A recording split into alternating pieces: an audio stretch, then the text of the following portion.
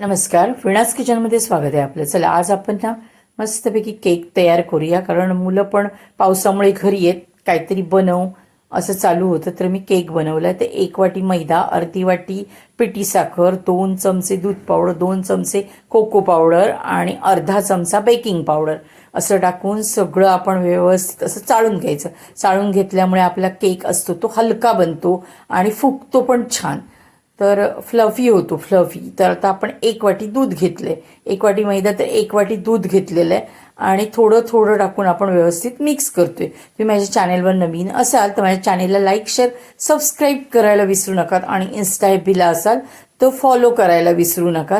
तर इथे मी थोडं थोडं दूध टाकून हे बघा बॅटर तयार करते आणि सगळं मला 1 वाटी दूध इथे लागलेलं आहे बघा. त्याच्यानंतर पाव वाटी आपण आता लास्टला ह्याच्यात तेल मिक्स करतोय. तर तेलसुद्धा आपण व्यवस्थित असं मिक्स करून घेतोय. फक्त हे तेल असतं ना, हे वासाचं वगैरे घेऊ नका. असं जेमिनी वगैरे जे काय साधं सिंपल तेल असतं ना, ज्याला वास नाही असं तेल वापरा तुम्ही इथे. तर इथे टीनला सुद्धा आपण बघा एक वहीचा पेपर वापरलाय कट करून आणि तेल वगैरे व्यवस्थित लावून घेतलंय. आता इथे मी चिमूटभर वेलची पावडर टाकली आहे. त्याच्यानंतर आपण इथे पाव चमचा बेकिंग सोडा वापरलाय हा बघा आणि व्यवस्थित मिक्स करतो. एकदा सोडा टाकलात ना की फास्ट ह्याला मिक्स करायचं. आता मुलं ड्रायफ्रुट्स खात नाही म्हणून माझ्या घरात काय होते ते मी असेच ढकलून दिलेत त्याच्यात. तुमच्याकडे नसतील नाही टाकले तरी सुद्धा चालतील. केक छान लागतो चवीला असा नुसता जरी प्लेन केला तरी. तर मी इथे बघा हे बॅटर पटापट पटापट ओतून घेतलंय. उरलेले ड्रायफ्रुट्स सुद्धा वरून टाकलेत बघा मी. आणि तवा इकडे आपण 10 मिनटं गरम करत ठेवलाय.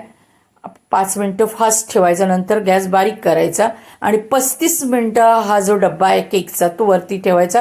ह्याच्यावर गच्च झाकण मारायचं. कुकरमध्ये ठेवलात तरी सुद्धा चालेल.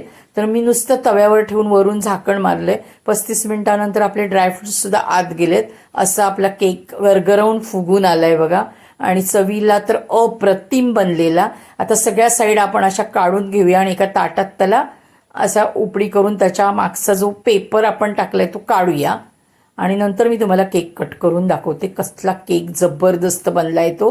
तर असा केक तुम्ही सुद्धा घरी तयार करा, कारण आता पावसामुळे मुलांना सुट्ट्या लागतात मध्ये मध्ये आणि भूक लागते आणि मग काहीतरी बनव हे चालूच असतं.